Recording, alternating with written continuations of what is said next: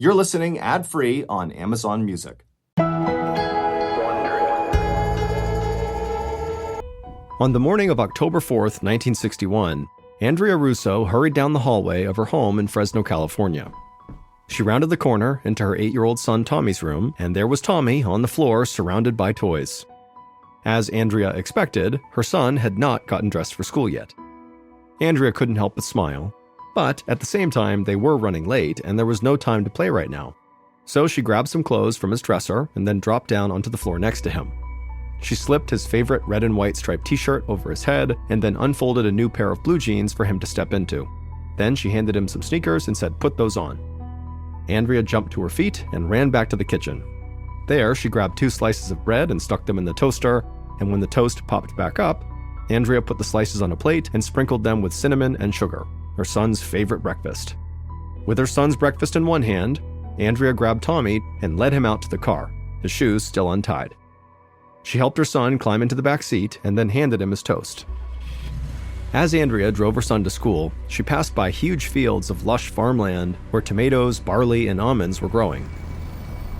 She saw a small helicopter hovering over one farm, raining clear liquid down onto the crops below. Andrea knew the plane must be spraying the field with pesticides. For her, this was a familiar scene. Fresno was an agricultural town. But when Andrea turned around and looked into the back seat to check on Tommy, she saw him staring at the helicopter with wide eyes, shoving the last bites of cinnamon sugar toast into his mouth. He'd seen large industrial spraying machines before, but this helicopter was new and interesting. Andrea continued down the road away from the farm. She pulled up outside Tommy's elementary school just as the bell was ringing. She helped him out of the back seat, gave him a hug, and told him to have a good day. She watched him run inside, nearly tripping over his shoelaces. Then Andrea got back in her car and headed home.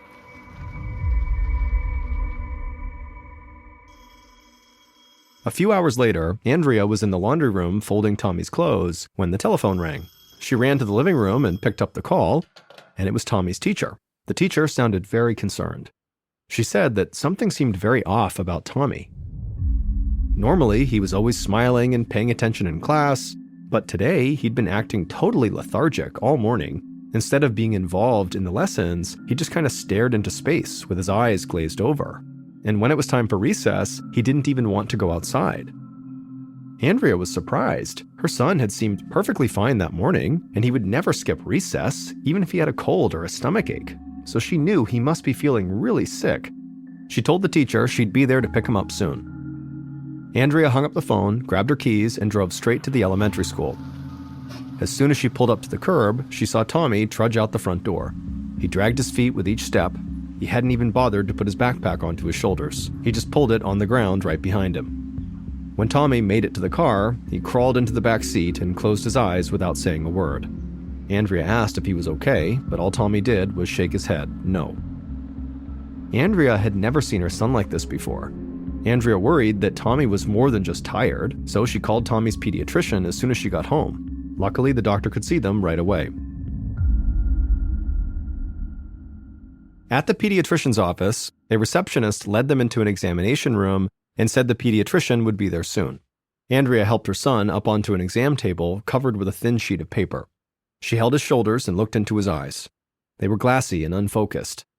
As soon as she let go of his shoulders, he laid down sideways on the exam table and shut his eyes. Andrea didn't know if she should wake him up or let him rest, but before she could decide, the doctor knocked softly on the door and then came into the room. The doctor was an older man with dark hair, the same pediatrician Tommy had had since he was a baby. Andrea was relieved to see a familiar face. She told the doctor about her son's sudden exhaustion that day and how his teachers were very concerned about him. Then she gently shook Tommy's shoulder and gradually he sat up. The pediatrician gave Tommy a quick examination. He checked the 8-year-old's pulse, his blood pressure, and temperature. He looked down the boy's throat and shined a light in his eyes. Then he turned to Andrea and said that all of Tommy's vital signs seemed normal. He didn't think there was anything to worry about. Tommy was probably just tired, so she should take him home and let him rest. Andrea hesitated. Tommy had never acted like this when he was just tired, so she had a nagging suspicion that something else might be going on here. But at the same time, she wanted to believe this doctor, so she ultimately just followed his advice. Andrea brought Tommy back out to the car and drove home. About 20 minutes later, she pulled into their driveway and walked around the car to help her son out of the back seat. However, when she opened the back door of the car, Tommy didn't even open his eyes. Andrea asked Tommy if he was okay, but he seemed confused, like he could barely form a thought. He was even more out of it than he had been earlier. Very concerned, Andrea got into the front seat and sped right back to the doctor's office. She parked her car, grabbed Tommy out of the back seat, and carried him inside. It had been less than an hour since they'd left, and the receptionist looked confused to see them again. But Andrea told her that they needed to see the doctor again right now. This was an emergency. The receptionist nodded and ran to get the doctor. But then suddenly, Tommy blurted out that he had to use the bathroom, and he got up and ran to the restroom so quickly that Andrea couldn't keep up. Tommy flung open the door and slammed it shut. From outside in the hall, Andrea could hear her son retching. Tommy vomited, and then he had diarrhea. When he came out of the bathroom, he looked absolutely miserable. By this point, the doctor had come out into the waiting area. He and Andrea helped Tommy walk to the exam room, and as soon as they got inside, Tommy collapsed onto the table, barely conscious. The doctor's eyes went wide. He raced over to Tommy and checked his vitals again, then he turned to Andrea and told her Tommy's heart rate was extremely high. She asked him what was wrong, and he just shook his head. He had never seen anything like this before. But the doctor did say he knew someone who might be able to help. His name was Dr. John Conrad, and he was the leading pediatrician in the Fresno area, and he specialized in pediatric allergies. If anyone could identify what was causing Tommy's rapid decline, it was him. The doctor rushed out of the room to call Dr. Conrad, leaving Andrea alone with Tommy. Andrea felt so helpless. Her son was becoming desperately ill, and she couldn't do anything except watch as his eyelids fluttered and he struggled to breathe. Across town, Dr. John Conrad held the phone against his ear and jotted down the symptoms Tommy's pediatrician described. Dr. Conrad was an older man with white hair and clear-rimmed glasses. He'd spent many years practicing pediatric medicine and felt like he'd seen it all already. And as he eyed the list of symptoms he had just jotted down, he actually immediately came up with a theory about Tommy's illness. He suspected that the 8-year-old might have type 1 diabetes and could be on the verge of falling into a diabetic coma. Type 1 diabetes usually shows up during adolescence, but it can strike younger children too, and the symptoms can arise very suddenly. People with diabetes can't properly digest sugar, and so something as simple as eating a sugary breakfast or going too long without a snack can send them spiraling toward a diabetic coma. Dr. Conrad told the pediatrician to send Andrea and Tommy to the Valley Children's Hospital in Fresno, and he would meet them there. Dr. Conrad then immediately called that hospital and asked the staff to be ready to test Tommy for diabetes as soon as he and his mother arrived. Then Dr. Conrad ran out to his car and made his way to the hospital. Valley Children's Hospital was a single-story brick building that was lined with trees. When Dr. Conrad walked inside, a nurse with a long ponytail and blue scrubs approached him. The nurse told him that Andrea and Tommy were already there, and the diabetes test that Dr. Conrad had requested had come back. The results were negative, meaning whatever was happening to Tommy was not type 1 diabetes. And that wasn't all. As they walked towards Tommy's room, the nurse said they'd run other blood tests in addition to checking for diabetes. Now, most had come back normal, but Tommy's white blood cell count was extremely high, which meant his body was clearly fighting off something. Dr. Conrad thought about this. Most likely, Tommy was fighting off an infection, maybe in his intestinal tract, that would explain the vomiting and diarrhea. Dr. Conrad felt like he might be onto something, but he would need to examine Tommy himself to figure out more. Tommy was curled up in the hospital bed when Dr. Conrad came in. His mother hovered over him, looking totally exhausted and terrified. When she saw Dr. Conrad come in, she ran over, clasped his hand, and said how happy she was to see him. The doctor could feel the young mother's fear in her handshake, and it made him even more determined to get to the bottom of Tommy's illness as quickly as possible. Tommy almost looked like he was sleeping, except that his hands and feet were twitching. Dr. Conrad checked his pulse, and Tommy's heart was still racing. The doctor asked Tommy how he was feeling, but Tommy seemed too confused to even speak. In fact, he could barely even open his eyes. And when he did, Dr. Conrad saw that Tommy's pupils had constricted into 2 tiny black dots. The doctor wasn't sure what to make of the muscle twitches and the constricted pupils, but he still thought that Tommy might have an intestinal infection, so he wanted to examine the 8-year-old's abdomen. Dr. Conrad moved the blankets out of the way and very lightly pressed on the boy's belly, and immediately Tommy screamed in agony. The doctor pulled his hand away reflexively. The severity of Tommy's reaction really surprised him, but it also made an intestinal infection seem much more likely. Dr. Conrad wondered if maybe Tommy had consumed a relatively common bacteria called Shigella that often spreads in places like elementary schools. Thinking this could be the answer, Dr. Conrad asked hospital staff to run a test for Shigella because as soon as they got confirmation that that was what it was, they could begin treating Tommy. But 2 hours later, Dr. Conrad sat in the hallway outside of Tommy's room and read over the test results. Tommy had tested negative for Shigella infection. Dr. Conrad shook his head as he reviewed Tommy's symptoms. The boy was pale and feverish with extremely small pupils, his heart rate was abnormally high, his muscles were twitching, and his white blood cell count was elevated. The boy was experiencing confusion and extreme stomach pain. He seemed to be floating in and out of consciousness. Dr. Conrad put all these details together, and then he had a deeply unsettling thought. What if this boy has been poisoned? Dr. Conrad took a deep breath. Tommy's symptoms actually reminded him of a patient he'd once treated, a farmer who'd come down with sudden exhaustion, muscle twitches, and vomiting. That sounded a lot like what Tommy was going through. It turned out the farmer had been poisoned by the organic phosphates in the pesticides he applied to his crops. He had accidentally inhaled some of the chemicals in the process. Dr. Conrad wondered if maybe something similar could have happened to Tommy. Fresno was, after all, an agricultural community, so it was possible that the 8-year-old could have, in theory, inhaled pesticide by accident. Even a tiny amount would be enough to cause extreme symptoms within just a few hours. Dr. Conrad realized that he needed to act fast. Organic phosphates were powerful poisons. If he didn't give Tommy an antidote quickly, this little boy could die. 5 minutes later, Dr. Conrad rushed back into Tommy's room carrying a syringe that contained a medicine called atropine. The doctor carefully injected this drug into Tommy's arm as the boy lay completely still, except for the twitching in his hands and feet. It was the same medication that Dr. Conrad had used with that farmer, and he prayed this would work for Tommy too.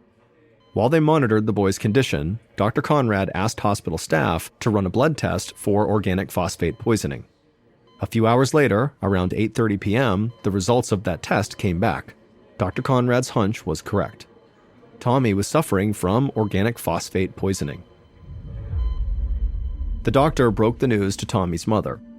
He was still wondering where exactly the poison had come from, so he asked Andrea if she'd taken her son around any of the local farms recently.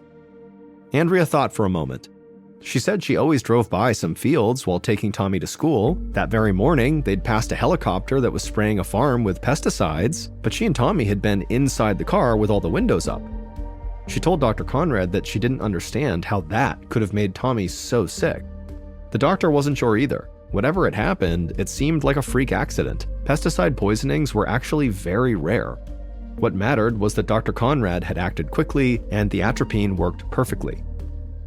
By 10 p.m., Tommy was sitting up in his hospital bed. His color had come back, his muscles had stopped twitching, he was able to have a full conversation with the doctor. Tommy said his stomach pain was gone too, but he still felt really tired.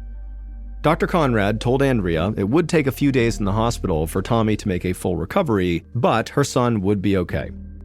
Then he asked her to schedule a follow-up appointment with him 1 week after Tommy was discharged, and then Dr. Conrad said goodnight and headed for home, satisfied that he'd solved the mystery. 6 days later, there was no trace of poison left in Tommy's system, and so he was finally healthy enough to go home from the hospital. Andrea packed up their belongings and led Tommy to the parking lot.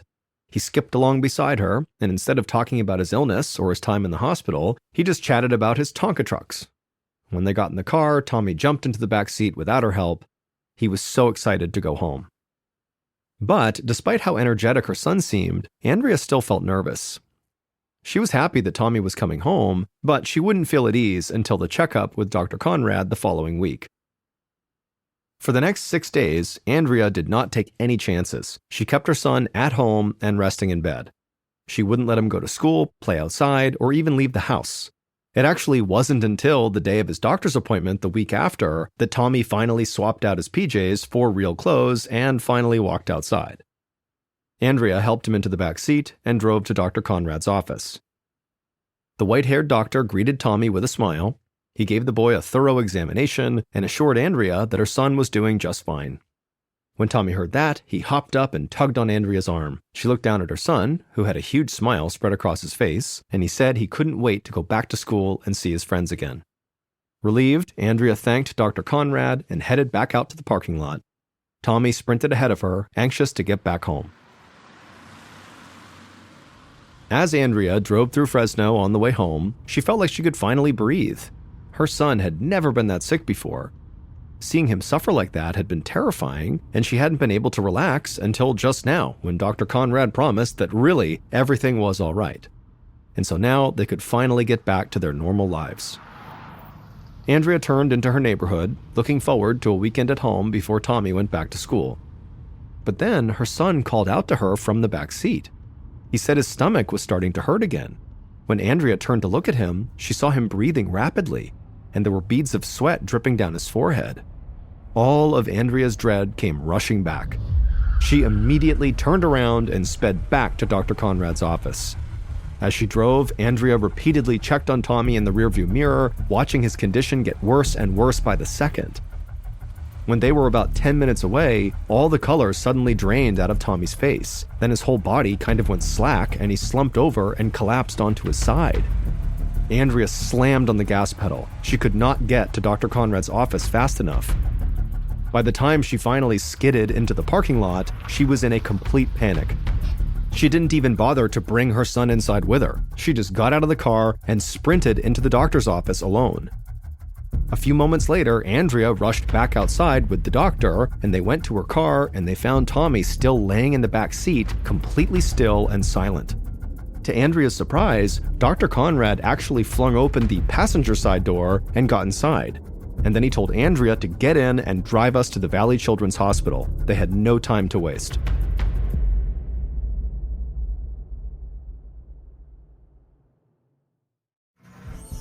"20 minutes later, Andrea carried her semi-conscious son through the sliding doors of the hospital emergency room. Tommy's head lolled on her shoulder. Dr. Conrad ran beside her and yelled for the nurses to hook the 8-year-old up to an IV. A hospital staff member grabbed Tommy from Andrea's arms and placed him on a gurney. As nurses swarmed around them, Andrea felt her throat tighten with fear. The nurses pushed Tommy's gurney down the hallway, and Andrea chased after them, following them into a hospital room. Suddenly, she heard her son screaming, his face contorted in pain as the nurses worked to connect an IV. Andrea watched, helpless, while her son began to gag. He tried to lift his head, but he couldn't sit up, and so he vomited just onto the bed. Then, Tommy stopped moving altogether as tears filled his eyes. Andrea didn't understand how or why this was happening again. All she knew was that Tommy's symptoms were even worse than the first time. Andrea was terrified, but she had never been more thankful for Dr. Conrad. He told hospital staff to make sure they administer more atropine. Andrea stood next to her son's bed and just prayed the atropine would work the way it did the first time. Sure enough, a few hours later, Tommy was awake and his stomach pain had subsided. He asked for a glass of water, and when a nurse brought it in, he was able to reach out and grab it. Tommy wasn't confused anymore, he could move his limbs, so clearly the atropine had saved his life again. Andrea was obviously extremely relieved that her son had pulled through, but as she sat beside his hospital bed, she couldn't help but feel sick to her stomach. Clearly, something was poisoning her son, but if she didn't know what it was, how could she protect him? How could she make sure this did not happen a third time or more? Andrea noticed Dr. Conrad packing up his black bag to leave. Before he left, she pulled him aside and asked him for his help. She needed to know where this chemical poisoning was coming from.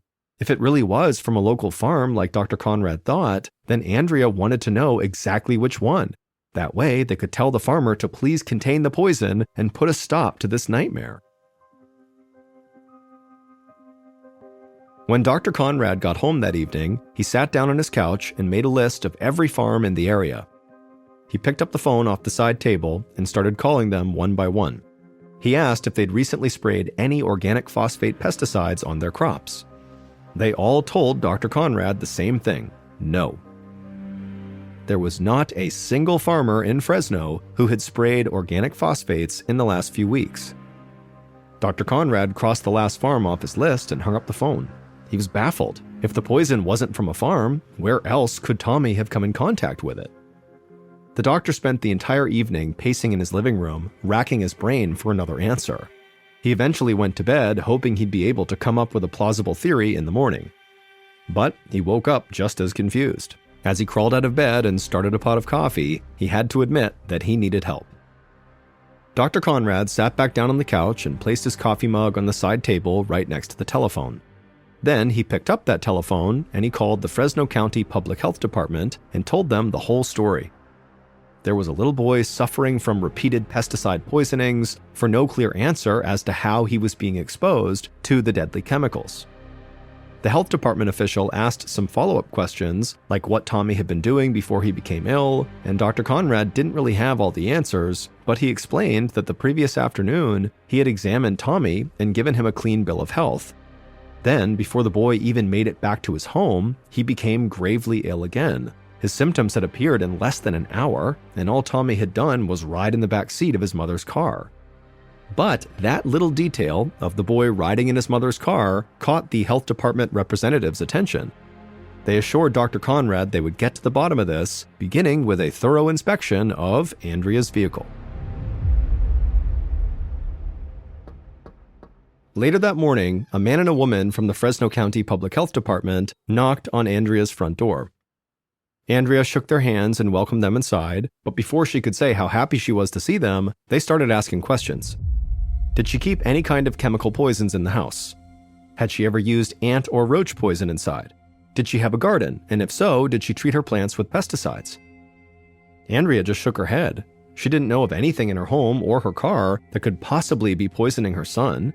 She led the health department employees into her garage where her car was parked, and she watched them search every inch of her vehicle.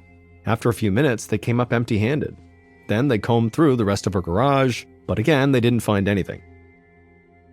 That only left one other option: the inside of Andrea's house. So Andrea opened the door for the investigators and told them to go ahead. As they searched, Andrea sat on the living room couch and called the hospital to check in on Tommy, who had been admitted to that hospital. The nurse would tell her that her son was stable and improving steadily.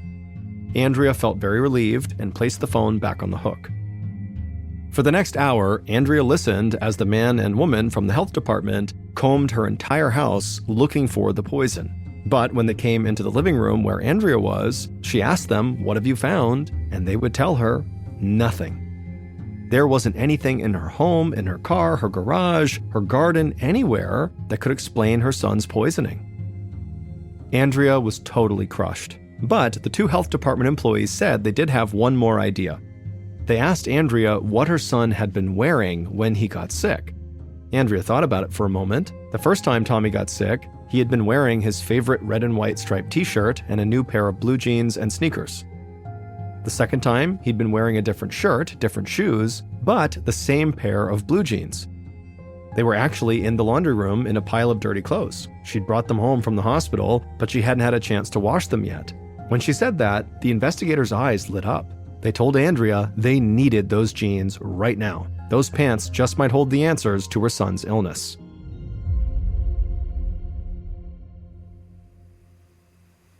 Later that afternoon, Dr. Conrad stood in a white-walled lab at the Fresno County Health Department laboratory wearing gloves and a face mask.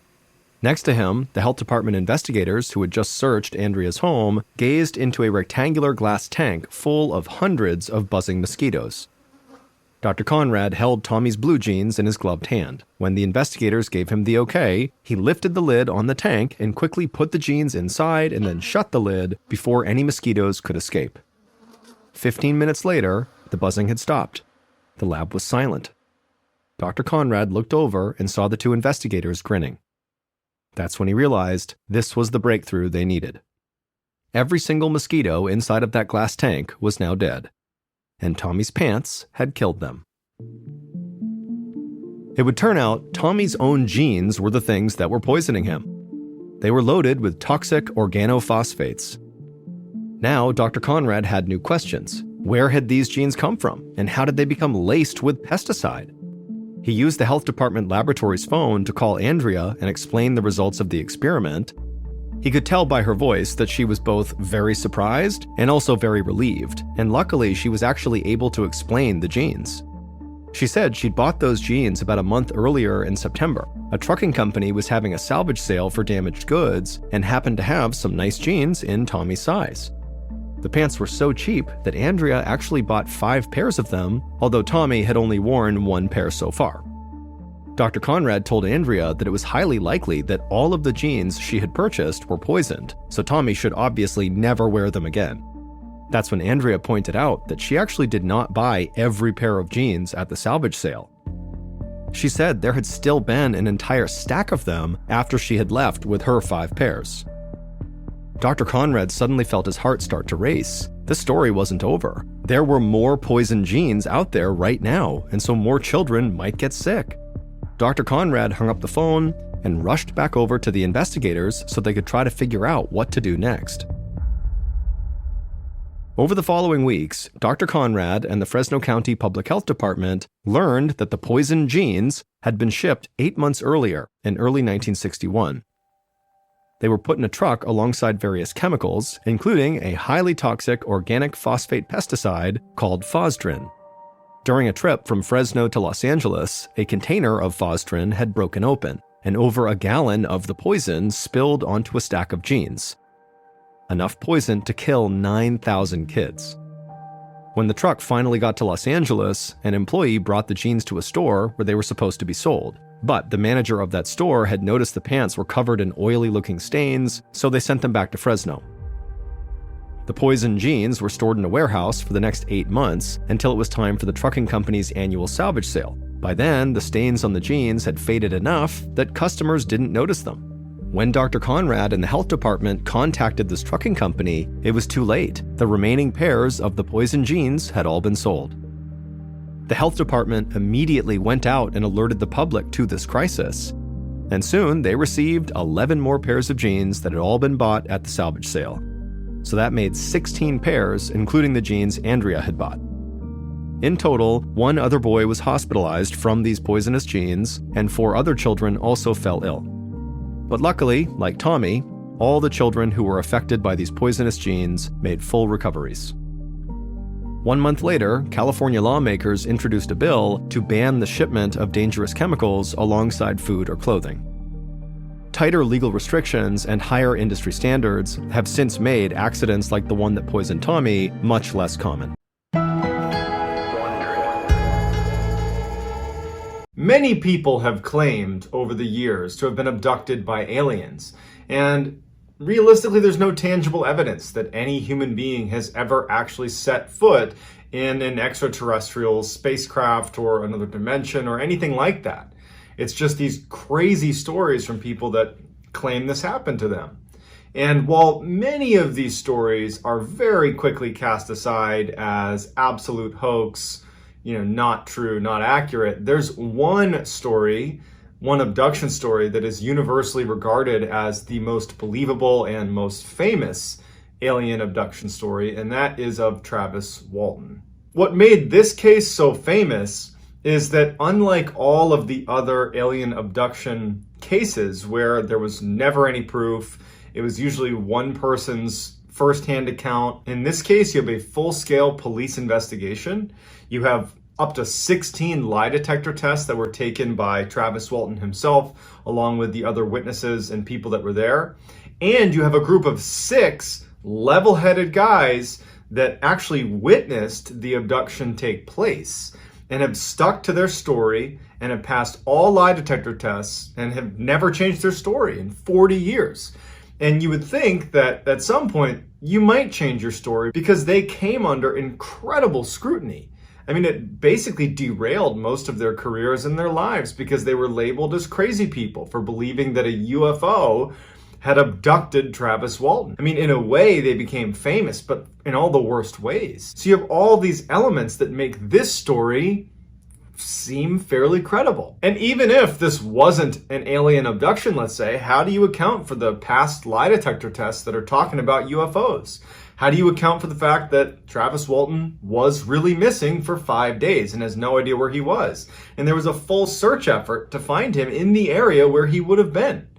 So lots of unanswered questions, but the story itself of when he was actually abducted, and then his own story about what happened once he had been abducted, it makes for just an incredible story. It's been converted into books and movies, and to this day, it remains one of, if not the single most fascinating purported alien abduction stories ever. But before we get into today's story, if you are a fan of the strange, dark, and mysterious delivered in story format, well then you've come to the right channel, because that's all I do, and I upload 3 to 4 of these stories every week.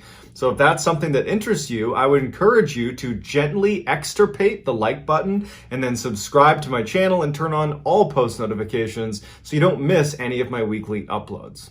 All right, let's dive into the story. By 1975, Travis Walton, who was 22 years old at the time, had developed a bad boy reputation in his hometown of Snowflake, Arizona.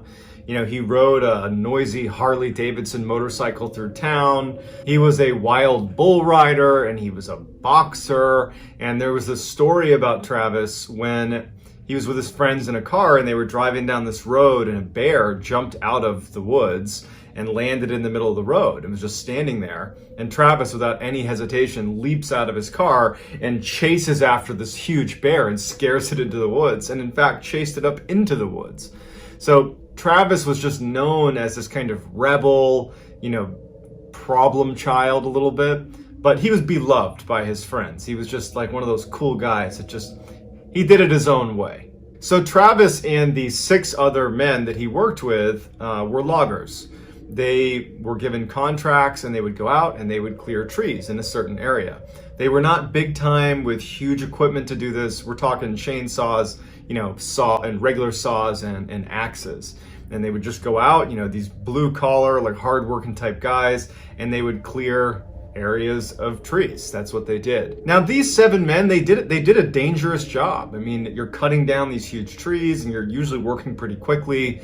You're operating, chainsaws that are pretty dangerous. And Mike Rogers, who was the crew boss, who was there the day of this event, he described in a number of his interviews that, the men that he hired to do these jobs, they needed to be incredibly level-headed. They did not strike you as people that would have this fantastical, alien encounter story. On November 5th, 1975, Mike Rogers was given a contract to clear out this huge 1,200-acre plot of land inside of the Sitgreaves National Forest. And he grabbed his crew, they piled into the one pickup truck that Mike owned, and Mike knew that this was going to be a really difficult job. It was a huge area to cover, and he told his men up front, we're going to be working really hard, so expect long, full days. And so over the first 3 days of the job, even though they were working, long hours and barely taking any breaks, they were behind schedule. At the end of this 3rd day, it's late at night, they've worked all day and everybody is just totally exhausted. And so finally they wrap up and they all pile back into Mike's truck, all 7 of them, and they start driving the access road back down to the main road to get back to the town. And as they're driving, they're not really talking about work at all. They're kind of joking about what they're going to do that night. And as they're driving down the road, and again, it's heavily forested, they look off to the right and there is some lights in the forest. They would say in interviews that they all noticed it, but it did not stand out as anything particularly bad. It just could be anything. They weren't thinking about it. But as they were driving down this road and this light, I guess, got brighter, or maybe they couldn't help but notice it, they all started commenting on this light and they're looking at it, and somebody suggested that, oh, it's probably just the moon, it's a full moon. But then one of the guys on the other side of the truck happened to look out his side, away from where that light was, and he goes, no, the moon's over here, it's on this side of the road. So they're like, okay, it's not the moon. And then someone suggested, oh, well, maybe it's a forest fire. Like, maybe we should go check it out. That could be a forest fire. But then Mike Rogers, the driver, the crew boss, was like, no, there'd be smoke. There's no smoke or anything.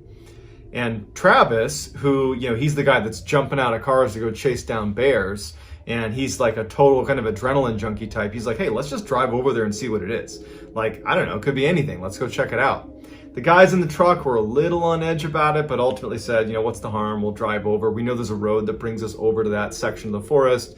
We'll get a look at whatever this is, and then we'll leave. So they drive down this other little access road, and they come to a clearing where these lights were, and they are astounded at what they see. They were all polygraphed separately about what they saw when they reached this clearing.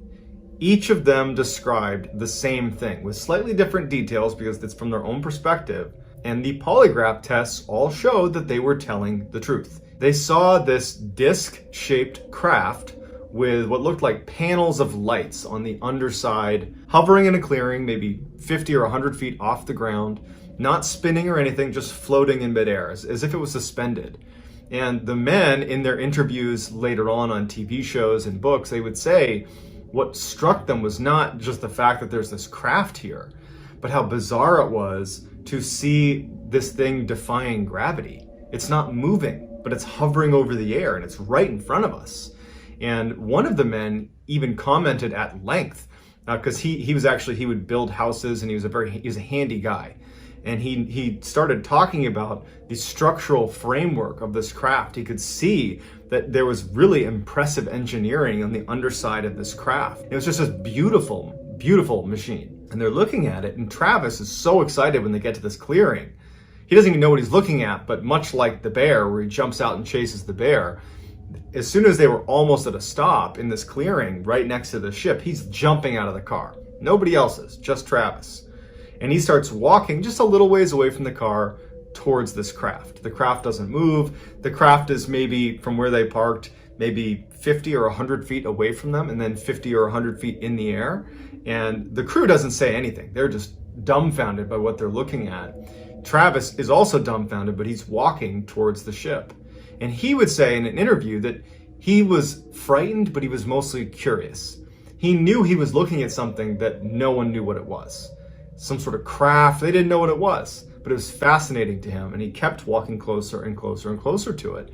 And as the crew kind of came out of their initial shock of seeing this unidentified flying object in the sky, they start yelling for Travis to come back. They had this bad sense that something was going to happen, and they thought you shouldn't go near it, like, come back. Not to mention it's hovering in the air. What if it falls and it lands on you? Like, hey, Travis, come back over here. And then it was like once one person started yelling for Travis to come back, they all did. And so Travis remembered hearing them screaming for him to come back to the car. But he's not really paying any attention. He's still walking. And finally he stops. He's just looking at it. And Travis would say he was just struck at just the beauty of the underside of this craft with all these different panels of lights built into it. It was this incredible piece of machinery. And he's looking at it, and then all of a sudden it starts spinning. Just a little bit, and it starts emitting this noise that all of them reported hearing, this loud mechanical sound. And now the yells from the crew are getting louder and louder, and Travis would say that he knew he needed to turn around and go back, but he just wanted to look for a few more seconds, and he was about to turn and go back to the truck when all of a sudden a beam of light comes out and strikes Travis like a lightning strike. And all of the crew saw this happen. He gets blown 20 feet away. Like, he gets lifted off the ground and thrown 20 feet. And they watched it happen. And again, in all of their polygraph tests, they all said the same thing. All passed. He was hit by a ray of light from this UFO, knocked him 20 feet back. Mike Rogers, in a panic, along with everybody else in the crew, they just decide to leave. And they're convincing themselves, as Mike is driving away like a maniac, leaving Travis behind, they're convincing themselves that he's dead already. We just watched him get shot by something. We don't know what that is. And they're freaked out. They don't even know what they saw. They're crying. They're hysterical. These are grown men, just absolutely terrified. And they're driving a little ways until finally Mike just hits the brakes and he stops. And Mike is like, we have to go back for him. He was like, if you guys want to stay here and wait for me, that's fine. But this truck is going back to get Travis. And so the idea of waiting out in the open after seeing what they just saw was even worse than going back. They wanted to stay together. So a little bit begrudgingly, although they knew they needed to, they all got back in the truck, turned around and started driving back up to the UFO site. As they make it back up, they notice that there is no lights up there. The craft is gone, and there's no Travis. And they get out, and now Mike is uncontrollably crying because he feels like they just abandoned him, and where did he go? Everybody else is in shock. They can't believe it. They start screaming for Travis. They're running around the woods, yelling for Travis, looking for signs of Travis. They really don't know what happened, but they know Travis is not here. And after a little bit of time of looking, they're like, we have to tell the police. And they knew that it was going to be bad for them when they told police.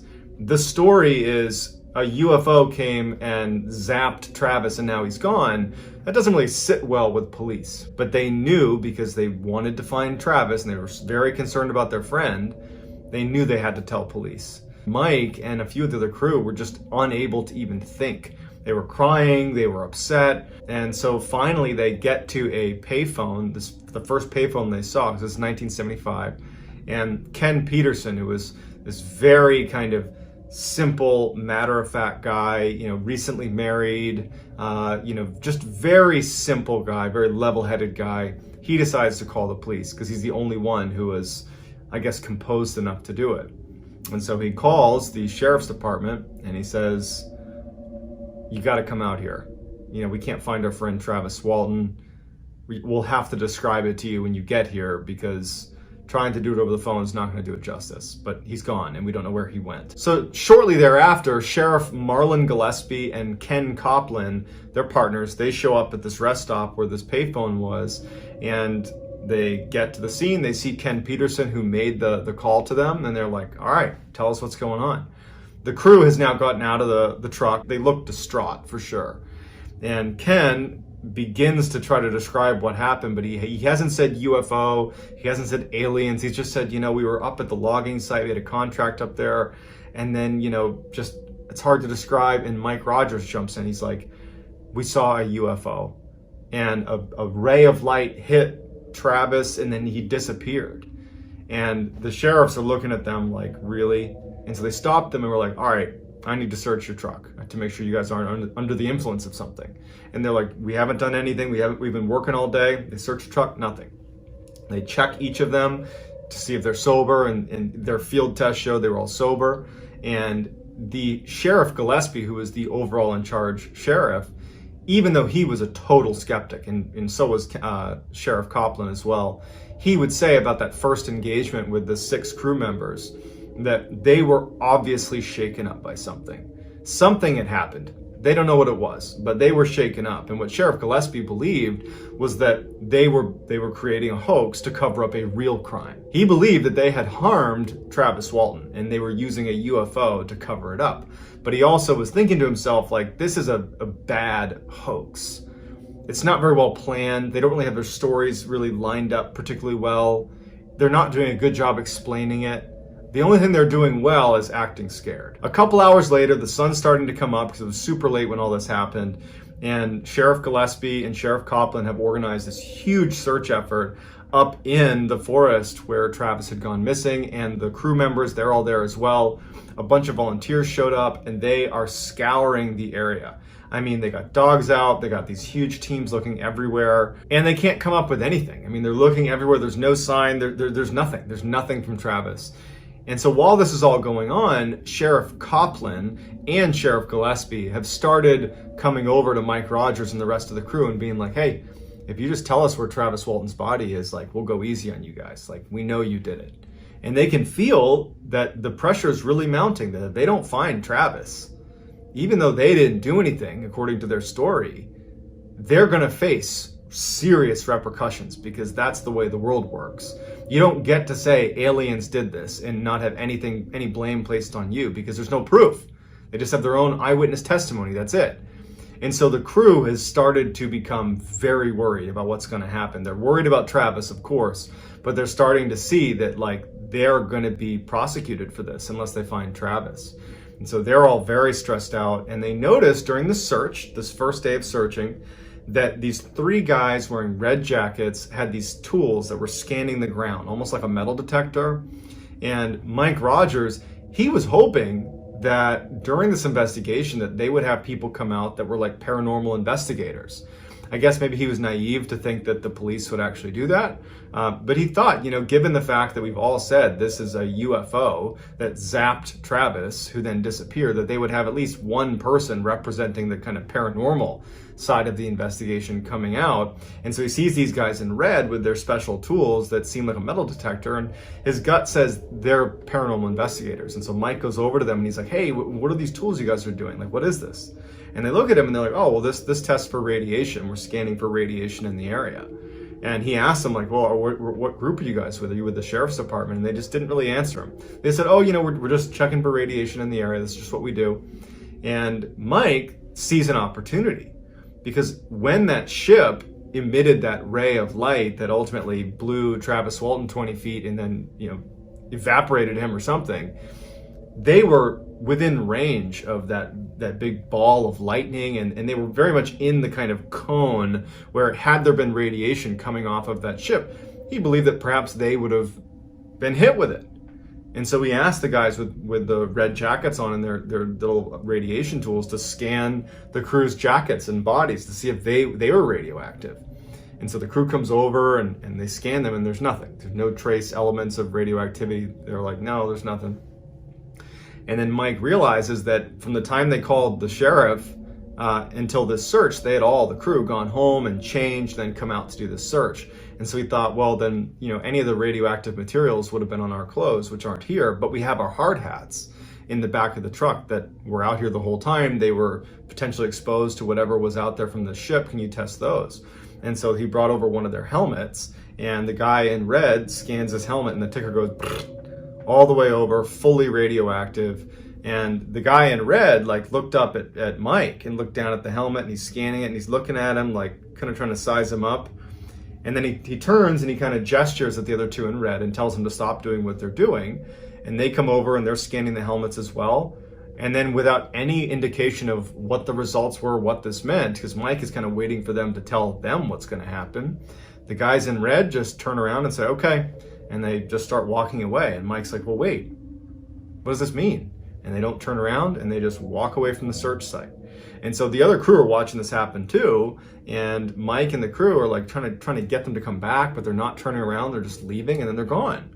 And so Mike goes over to the sheriffs, who they know the sheriffs think they did something to Travis. These are not their friends, but they figured we need to ask them who those guys in red were. So they go over to Sheriff Gillespie and they're like, hey, who were those guys in red jackets with the radiation detectors? And Sheriff Gillespie's like, who? There's no one here looking for radiation. Everyone here is here because I ordered them to be here. Who are they? Where are they? And he's like, well, they just walked over there. They went around the corner there. And Sheriff Gillespie's like, well, I didn't order them there. And it would turn out that they couldn't locate these three people. No one knew who they were. Mike went around and asked anybody who seemed like an authority figure if they knew who these people were. They asked people if they had interacted with them, and no one knew. So after this search that goes on for a couple of days, turns up nothing. There's no sign of Travis. The town of Snowflake, Arizona really turned on the 6 crew members. Everybody believed that they had done something to Travis, that this UFO thing was a hoax and that they harmed Travis and they were using this as a cover-up. And the sheriff department, they really perpetuated that. They were pretty open about, this is not a UFO situation, this is not an alien abduction, this is a missing person case, and frankly, we believe the UFO thing is a hoax. National and international media had picked this story up, and it became this massively viral story all over the world.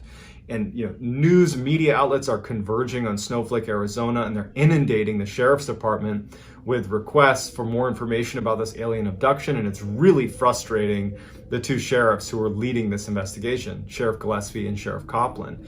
And they were already skeptical and really upset about feeling like they were being taken advantage of by these crew members, this hoax, right? That's what they believed it was. And so Sheriff Gillespie and Copland decide, you know what? We're going to just cut through all the BS here, and we're going to make these boys take a lie detector test. So they go out and get one of the country's best polygraph examiners to come in and administer a lie detector test on each of the 6 crew members. And so one by one over the course of the day, each crew member was tested for 2 hours, same questions, all centering on the criminal side, the kind of foul play angle for Travis Walton. They all go through it. And it turned out that 5 of the 6 had all shown that they were telling the truth. And the 6th person, it was just inconclusive. It didn't mean that he was lying. It just meant that the test wasn't done very well. And this polygraph examiner had anywhere from a 92 to 98% accuracy rate. He was one of the best in the country. And he even would say, like, it would be so difficult to fake that. To have 5 people, let's say this is all a big hoax and they harmed Travis Walton. It would be almost impossible to have 5 people be able to pass my examination and have nobody slip up. They were telling the truth. And so the examiner tells the sheriff, and Sheriff Gillespie is dumbfounded because he believed that they were going to find out they were all lying and that this could just be a pure criminal investigation and it would be, let's go find Travis Walton's body. But now the examiner is saying they're telling the truth. And so Detective Gillespie and his partner are like, now what do we do? And then 5 days after Travis's disappearance, Travis shows back up. During numerous interviews, Travis would say that he remembers waking up on a road and he didn't recognize where he was, but it was nighttime, it was raining, and he sensed a very bright light above him.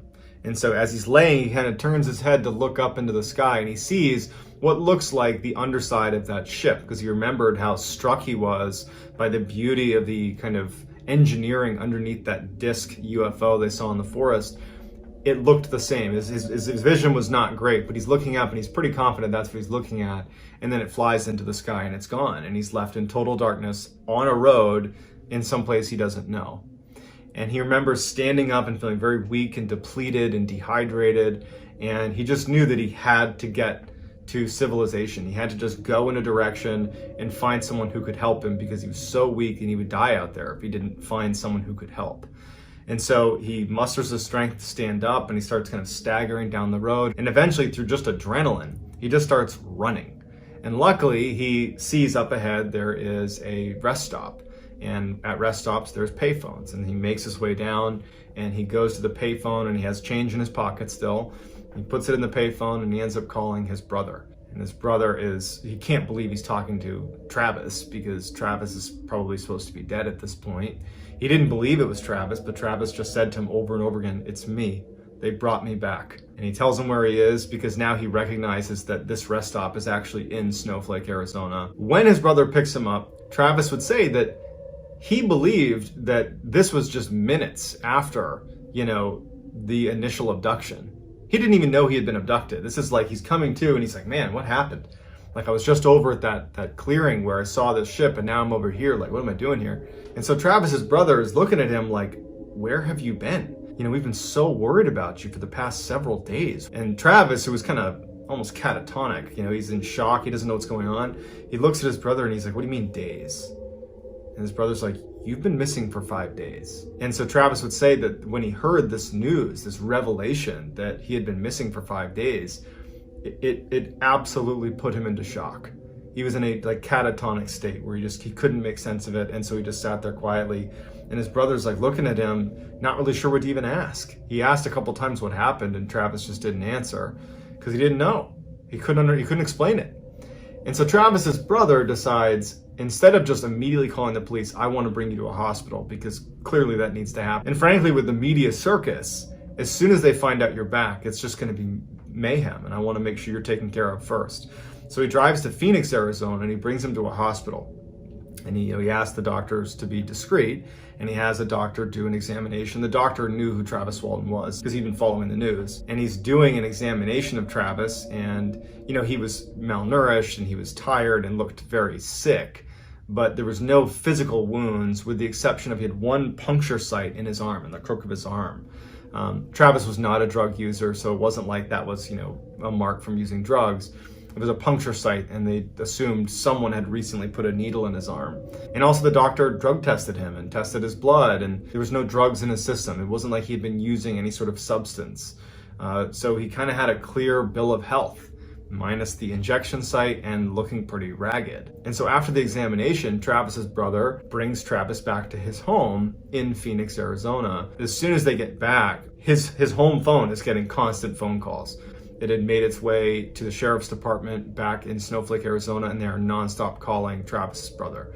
Like hey, we hear he's back. We have to talk to him. We have to talk to him. Sheriff Gillespie, he drives all the way to Phoenix. He goes in and he sits down to talk to Travis. And Sheriff Gillespie would say that Travis looked like he was in shock. He looked like he had been through something traumatic. It did not seem like he was acting. And he starts asking Travis what happened.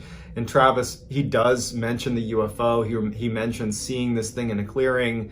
He gets struck by some light. He doesn't know what it was. And then, he's on the road 5 days later and he can't really make sense of what happened. He just didn't really know what happened over the 5 days.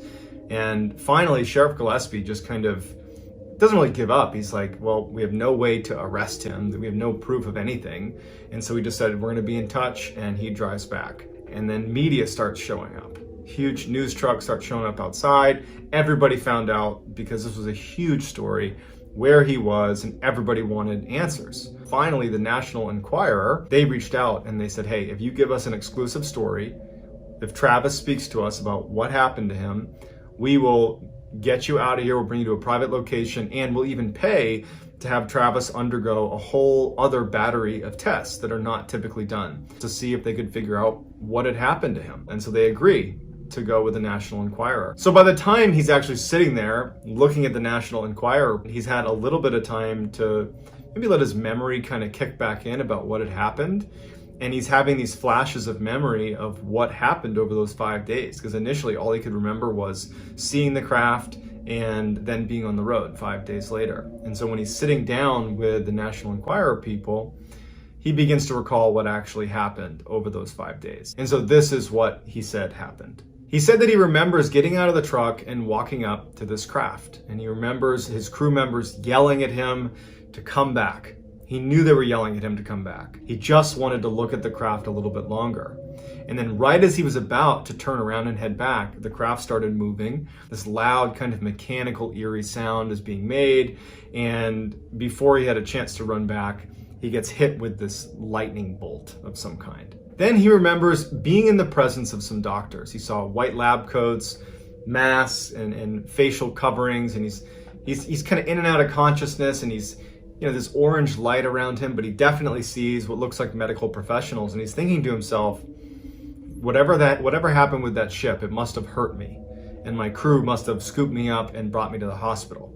And so in his kind of in and out state, he's aware that he's around medical professionals, at least what he believes are medical professionals. And at some point, his vision clears. It goes from foggy and he's in and out to being pretty much lucid. And he looks down at his chest, and there's a rectangular box sitting on his chest that he didn't recognize. It didn't really look like modern medical equipment. It just looked like this almost like rock sitting on his chest. And he looks at that, and then he looks up at one of the people who's wearing a mask, who's working on him, one of the medical professionals. And this person is working on this box, and then the person looks at Travis Walton and then leans in to look even closer at Travis Walton, and Travis is horrified. It was this grayish, thin, narrow-headed figure that was very short, maybe like 4 feet high, who was looking in at him, and its eyes were like slits, and it's looking at Travis. And Travis, who's unbelievably scared at this point, pushes everything off of him and rips out all the cords that are attached to him, kind of topples off of this table that he was on, and he realizes he's in a fairly small room, and there's 3 of these humanoid creatures in the room with him. And he picks up the biggest instrument he can see next to the table that he was just laying on. He didn't know what it was, and he starts kind of wildly waving it at them and screaming to leave him alone, like, get away from me.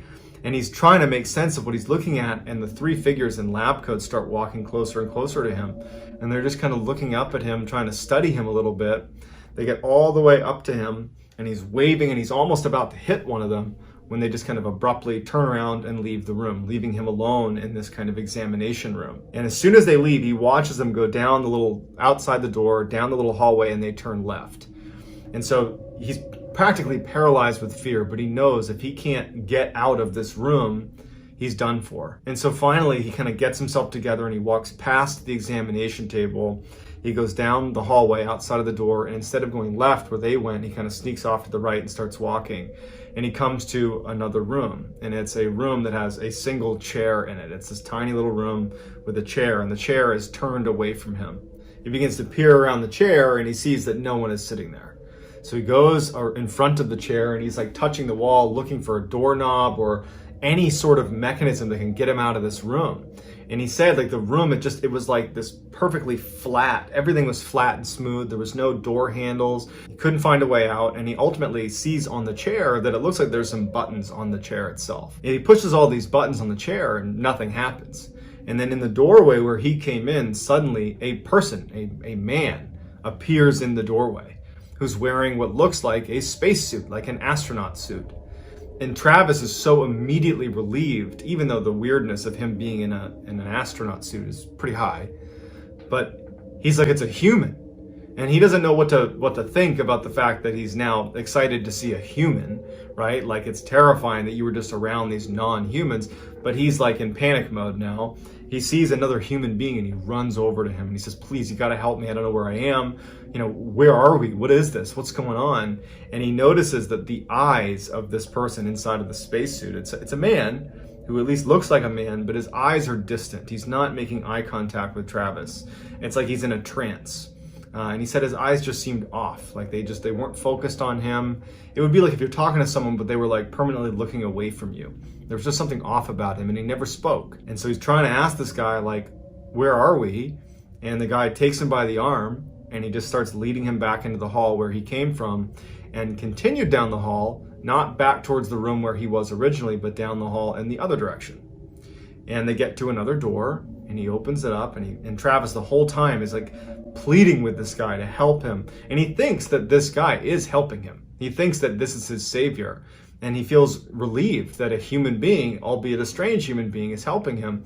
And eventually he stops asking him any questions because the guy in the spacesuit's just not reacting to him. They open this door and they go down into this huge hangar where there's all these spacecraft that look just like the one that he saw in the clearing, that Travis saw in the clearing. And they start walking down between all these spacecraft that are just hovering, much like they were hovering in the forest, seemingly able to just defy gravity. And the whole time, this guy in the spacesuit's saying nothing, and Travis is like, what is this? What are these craft? Is this military? Saying nothing. They walk to the far side of the hangar, and they open up another door, and they go into this bright white room. And there's 3 more human-like people with the strange eye thing going on in spacesuits that are standing there next to another medical table, and they're looking not at Travis, but their bodies are aimed in the direction of the door they came in through. Travis goes in and he sees these 3 and he thinks, these people are here to save me. Like, again, I feel relieved to see humans, albeit strange humans, but nonetheless humans.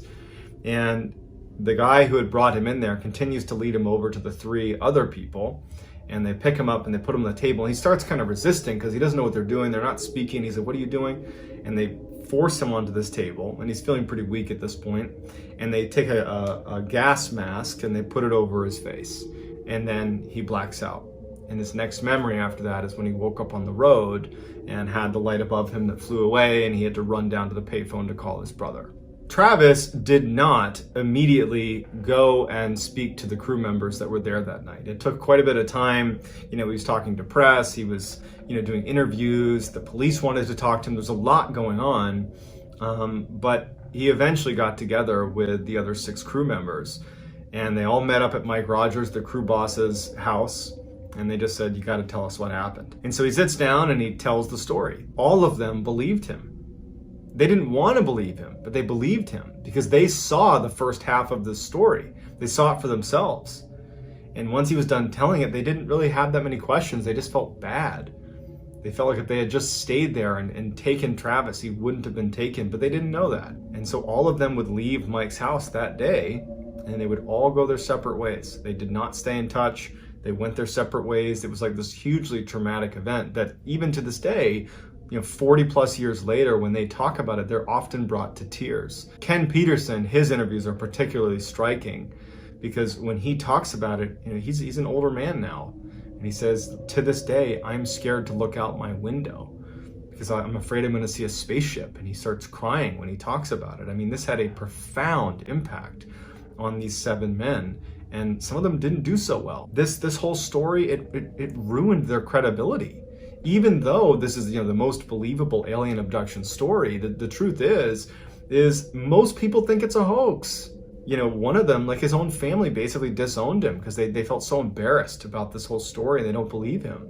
So if this was a hoax, like to what end? What did they get out of it? Nothing. It damaged their lives. Following this case over the span of 40 years, there would be 16 lie detector tests taken, 5 by Travis Walton and 11 by the remaining crew, and they would all pass. The one member of that initial polygraph set, when 5 had passed and 1 was inconclusive, he was retested, the same exact test, and he did pass. It's just one of those things where we're left with this incredible story where modern technology says they're telling the truth, but we can't fit that truth into what we think of as normal life. And so we've just decided that there's going to be a group of people that believe and there's going to be a group of people that don't. And you're left to pick which side you're on.